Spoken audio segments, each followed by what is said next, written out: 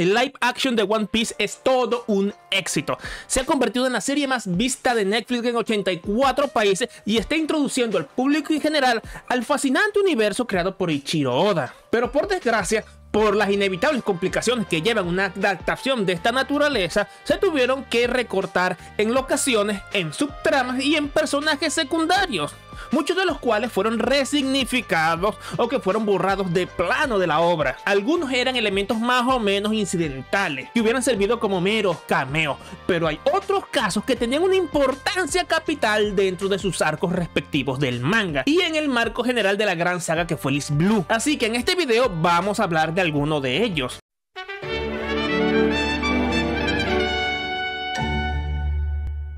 En este video iba a incluir única y exclusivamente los personajes que fueron eliminados de la trama, pero en la medida en que fui analizando los capítulos me di cuenta de que habían muchísimos otros elementos que estaban en la serie pero que habían perdido todo su significado original, y eso se debe a que la serie en todo momento trata de ser lo más fiel que se puede al manga, aunque sea en un nivel superficial, y es por eso que antes de descartar una serie de personajes que no supieron adaptar, decidieron darle por lo menos un mero cameo, aunque con esto se hubiera perdido todo su trasfondo. Así que vamos a mencionar los cameos desde el más insignificante a los que son verdaderamente imperdonables.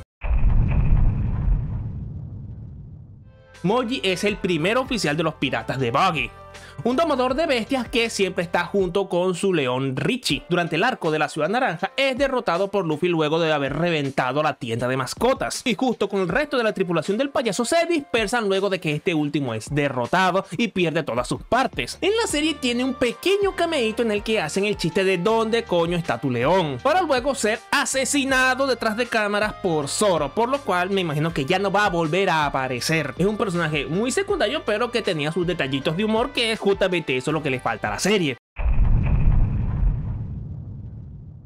Apenas Luffy llega al Baratie se topa con el teniente Full Body, un oficial de la marina con mancuernas de hierro en ambas manos. Esta persona se aprovecha de su posición de oficial de la marina para intimidar a las demás personas a su alrededor y para conseguir privilegios como estar en una cena exclusiva con una cita en el Baratie, y el plan estaba saliendo de maravilla, al menos hasta que aparece Sanji y en el mejor estilo Sanji empieza a seducir a la cita de Full Body. Esto hace que el marín se enoje y trata de humillar a Sanji, pero a este le sabe tres pingos y termina recontra humillado el pobre Full Body. Y aunque en la serie aparece la misma escena y pasan más o menos los mismos acontecimientos, no tiene ni por asomo la gracia ni la importancia que tiene en el manga, ya que esta escena nos demuestra muchísimos rasgos de la personalidad de Sanji y nos indican que él, en especial él, va a ser el cocinero de los Mugiwara. Y también explica un elemento fundamental de la personalidad de Sanji que también es muy importante en su arco de presentación, y es el hecho de que Sanji ataca a Full Body no porque le humille, no porque trate de basurearlo ni nada por el estilo. No, él ataca a Full Body porque empieza a desperdiciar comida. Butler es el alcalde del pueblo naranja, el lugar en el que Buggy ha puesto su base de operaciones. En la serie es otro rehén más de los piratas y se queda más o menos allí viendo cómo Luffy arregla el asunto. Pero en el manga, el alcalde es el único defensor que le queda a la ciudad, ya que debido a la incompetencia del capitán Morgan, el mano de hacha, ningún barco de la marina está dispuesto a enfrentarse a Buggy. Es alguien débil y que sabe que va a morir si se enfrenta a los piratas, pero le está dispuesto a dar su vida para intentar liberar su ciudad. Tanto es así que Luffy tiene que noquear al pobre anciano para evitar que se meta en la pelea contra los piratas payasos. Y aunque por fin logran expulsar a los piratas, la ciudad queda en un estado de ruina tan grande que hubiera sido más sencillo reconstruirla en otro lugar. Pero Butler le dice a Luffy que bajo ningún concepto haría algo así, ya que a final de cuentas esa ciudad es su tesoro, un tesoro que vale la pena rescatar y por el que vale la pena luchar y morir. Nada que ver con el pobrecito viejo flemático que está ahí sentado viendo cómo otra gente que no conoce y que no le interesa lo más mínimo tratan de salvarle la vida solo porque sí. Uno de los principales cambios de la serie con respecto al manga es la omisión por completo de los enfrentamientos de los Mugiwara contra la tripulación de Don Krieg. Y esto en particular es importante por el trasfondo que hay en la lucha de Luffy contra el propio Don Krieg. Su pelea aborda una serie de líneas de diálogo y una serie de temas que creo que hubieran sido muy interesantes presentar en la serie, ya que esto demuestra una vez más cuál es la ideología de Luffy con respecto a la vida gracias a su idealismo, además de que demuestra lo cínico, lo podrido y lo ruines que son los demás piratas. Don Krieg usa armas y armaduras y trucos sucios para ganar las peleas, además de que considera que todos los miembros de su tripulación son prescindibles, meras herramientas que él va a utilizar para cumplir su sueño de llegar al One Piece, mientras que Luffy es todo lo contrario. Él pelea con su mano desnuda, él siempre está en la primera línea de defensa y él considera a sus nakamas, a sus tripulantes, como su familia, como gente por la que él daría la vida y como gente que él necesita indispensablemente para cumplir su sueño, ya que aunque Luffy es un imbécil, se da cuenta de las falencias que él tiene como persona. No sabe tripular barcos, no sabe pelear con espadas, no sabe cocinar y no tiene todas las habilidades que va a requerir de aquí en adelante para surcar el Grand Line. Son precisamente estas intervenciones en las que Luffy deja de ser un niño grande las que le granjean el respeto y la admiración de su tripulación, las que le hacen ver como un verdadero capitán y alguien por el que vale la pena luchar. Así que eliminar todo ese contexto que le hubiera dado riqueza a la construcción de los personajes es una lástima, en especial si lo comparas con que Mihawk los haya matado a todos solo porque le despertaron de su siesta.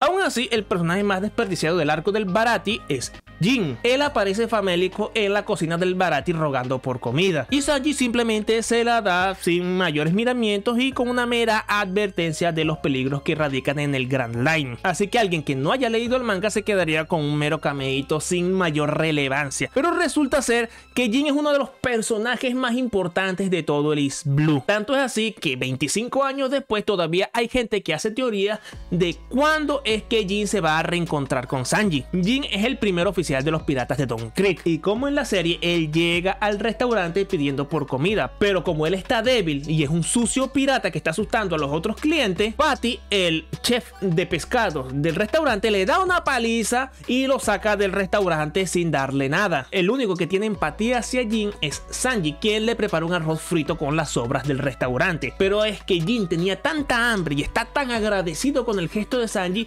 que rompe a llorar en una de las escenas más emotivas del arco. A todo esto, Luffy, que estaba trabajando como lavaplatos, ve toda esta escena y es en ese momento en el que se convence de que es precisamente Sanji el destinado a ser su cocinero, y en la medida que el arco se desarrolla, Jin tiene que elegir cuál lealtad va a respetar más, la que tiene con Don Krieg como su capitán o la que tiene con Sanji como esta persona que se ha convertido en su amiga. Todo esto coronando el que para mí es el mejor arco de todo el East Blue. Así que desperdiciar un personaje tan potente como Jin en una escena intrascendente me parece un verdadero desperdicio.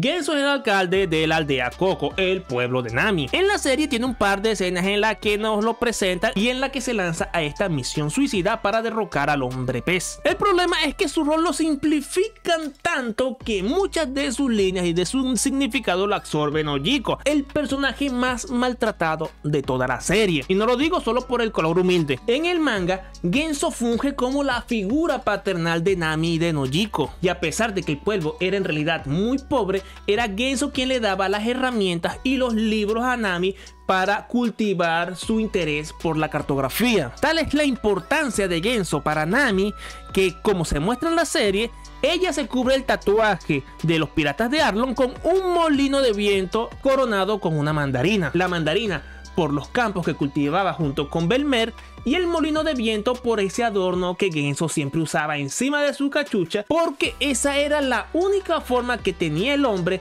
de no asustar a Nami cuando era un bebé. Así que no me vengas a decir con que es un personaje que no ha sido desaprovechado en la trama. Cada arco de One Piece está tan bien pensado y estructurado que todos los personajes y subtramas que se presentan ayudan a exponer un relato en su conjunto. Esta unidad no solo que se rompe, sino que se diluye por completo en el arco de Buggy. Y todo esto ocurre por haber quitado del foco principal a Chuchu, el perro guardián de la tienda de mascotas. La gente del pueblo naranja ha huido de sus casas por miedo a los piratas, y el único que se queda es Chuchu, defendiendo la tienda que una vez le perteneció a su amo, en una hermosa referencia a Hachiko. Tal es el apego que tiene esta tienda que está dispuesto a enfrentarse al león de Moji. Al ver toda esta escena y al comprender el dolor por el que está pasando el perro, Luffy empatiza con él, y es esto lo que hace que él se enfrente a Buggy y a sus piratas. No porque sean malos, no porque sean piratas, sino porque él está dañando el tesoro de otras personas, y eso es algo que Luffy no puede permitir bajo ningún concepto. Este personaje está en el centro del arco y acrecenta el mensaje que Oda quiere darnos sobre el valor sentimental por sobre el monetario y el reputacional. Los tesoros de verdad son las cosas que tienen un gran significado sentimental para ti, no el oro, ni las joyas, ni la fama. Sin todo este contexto, el capítulo en el que aparece Luffy se convierte en una desdibujada presentación de un personaje de diseño extravagante que nos recuerda al Joker.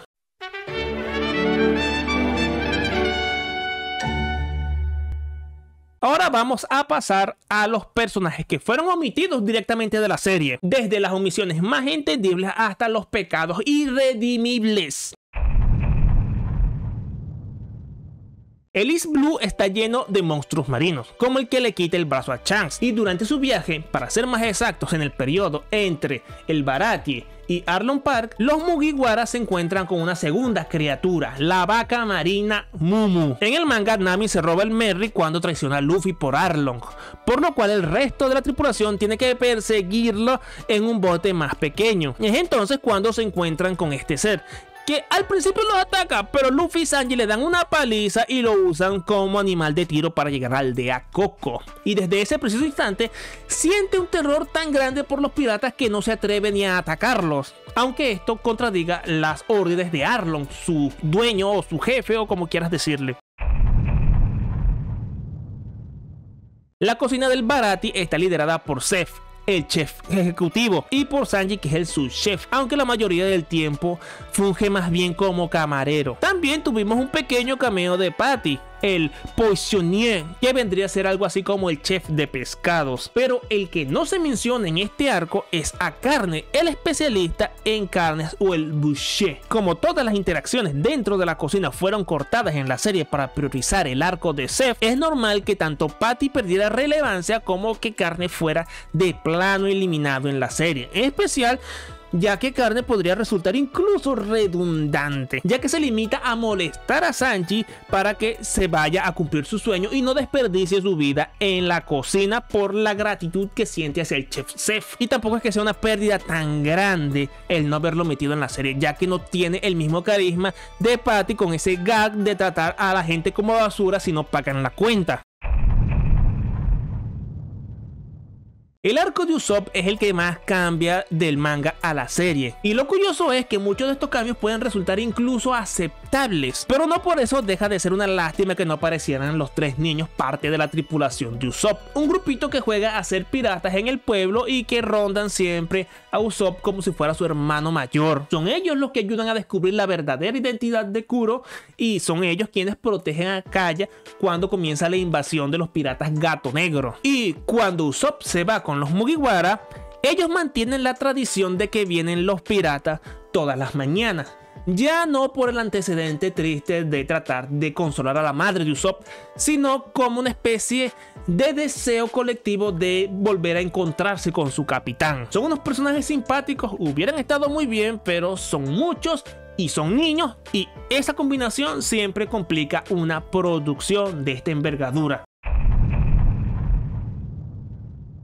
Luffy, Zoro y Nami llegan a la isla de los animales extraños, un cachito de tierra en la mitad del océano donde todas las especies de animales tienen formas extravagantes que fusionan varias especies. especies a la vez. Allí conocen a Gaimon, un tipo que se quedó atorado dentro de un cofre vacío y que fue olvidado por su tripulación. Y desde ese fatídico día, su única razón para vivir es alcanzar una serie de cofres del tesoro que están en la cima de una montaña. Pero como está incapacitado, nunca ha podido alcanzarlos. Movido por la curiosidad, Luffy salta a la cima de la montaña para ver cuál es el tesoro, pero se niega rotundamente a bajar los cofres, lo cual a Nami le parece una inmensa crueldad, pero Gaimon lo entiende de inmediato. Los cofres están vacíos, toda su espera ha sido en vano, alguien más se robó su tesoro pirata. Durante el arco del East Blue, los diferentes arcos de la trama nos hablan de los diferentes peligros y complicaciones con los que se va a encontrar Luffy una vez que empiece su viaje hacia la Grand Line. La amenaza de los marines,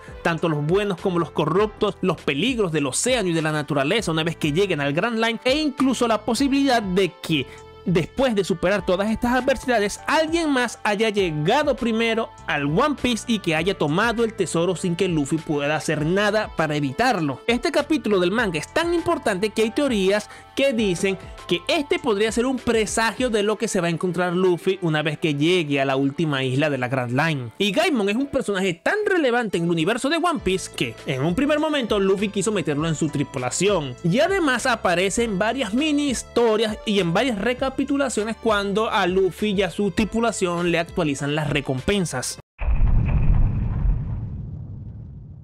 Django es el primer oficial de los piratas Gato Negro, de los pocos que sabían que el capitán Kuro fingió su muerte para dejar de ser perseguido por la marina, y forma una parte fundamental del plan que este último tiene para robar la herencia de Kaya. Este personaje también es el primer duelo en condiciones que tiene Usopp en su vida como parte de los Mugiwara, y es el único personaje de la tripulación de Kuro que ha sido reciclada en el futuro del manga. Así que tú me dirás, hubiera estado muchísimo más interesante utilizar los poderes hipnóticos de Django en lugar de ese asqueroso veneno en forma de vómito de Grinch. Le hubiera dado a este arco de la serie muchísimo más interés y un toquecito de terror que le hubiera venido bien. Los arcos de One Piece suelen arrancar al presentar una necesidad dentro de la tripulación de Luffy, como por ejemplo tener un cocinero especialista en nutrición. Mientras Usopp y Luffy juegan con el cañón del Merry, golpean un islote que servía de refugio para Johnny y Yosaku, un par de cazarrecompensas que admiraban a Zoro desde hace tiempo. Se hubiera armado allí una inmensa pelea de no ser porque Yosaku estaba sufriendo de un ataque de escorbuto, una enfermedad que le da a los marineros por la falta de vitamina C en su dieta. Por fortuna, Nami detecta los síntomas y cura al pobre cazarrecompensas, pero esto revela la necesidad que tienen de un cocinero en condiciones si quieren cruzar la Grand Line. Por lo cual, en agradecimiento por haberle salvado la vida, Yosaku les habla del Baratie, de un barco restaurante en medio del océano que está regentado por un grupo de cocineros guerreros. Así que esta combinación de chef más peleador llama la atención de Luffy y se dirigen para allá. Así que, aunque sea incidentalmente, estos dos son personajes importantes y también tienen cierto rol de relevancia en el siguiente arco, que es el de Arlong Park, ya que ellos, al no poder derrotar a los hombres pez, se interponen entre la gente del pueblo Coco y la tripulación de Arlong para que no hayan muertes innecesarias. Y aunque son personajes que a grandes rasgos sobran en la trama, hubiera estado bonito tenerlos allí, aunque sea para hacer un cameíto o para que tuvieran su momento de relevancia. No hay personaje tan injustamente removido de la serie como Hachan. Por su naturaleza como shonen, todos los enemigos de los Mugiwara tienen que contar con el líder fuerte para enfrentar a Luffy, con un peleador cuerpo a cuerpo para enfrentar a Sanji y con un espadachín en condiciones para pelear contra Zoro. Y entre los piratas de Arlong, el espadachín era Hachan, un hombre pulpo que pelea con 6 espadas al mismo tiempo. Pero es que su ausencia nos arrebata a uno de los mejores personajes de todo el arco del East Blue. Es el único miembro de la tripulación de Arlong que es agradable, el único que no es un racista de mierda, el único que parece sentir verdadero aprecio por Nami, y uno que es tan tonto que no se da cuenta cuando lo engañan o cuando se aprovechan de él, pero que sí lo hace capaz de tratar de enmendar sus actos. Si hubiera sido cualquier otro personaje el que hubieran omitido de la tripulación de Arlong, me hubiera dado hasta igual. No es para tanto, son personajes irrelevantes, pero es que Hachan tiene muchísima relevancia de aquí al futuro. tiene sus propias mini historias, reaparece en el archipiélago Chabondi y también tiene una importancia capitular en la isla Gyojin, e incluso nos ayuda a entender a Arlong como personaje y el origen de todo el odio racial que siente hacia los humanos, y de cómo este odio, aunque esté justificado, no te tiene que rebajar al nivel que llegó Arlong. Es una verdadera lástima que este personaje no va a aparecer, porque es el único personaje ausente del arco de East Blue que verdaderamente le hace daño a la serie en su conjunto. Y por si quieres saber la opinión que yo tengo de One Piece, la serie, y de cómo no entiende a One Piece el manga, te dejaré este video que está por aquí. Si veo que este tema les interese, reafirmaré mi opinión en un futuro video sobre la obra insigne y la más gloriosa de Eiichiro Oda. Bueno, es básicamente la única, lleva 25 años escribiendo ese manga, así que bueno, tampoco le ha dado tiempo para hacer muchas otras cosas. Y sin más que decir, nos vemos, chau chau. No.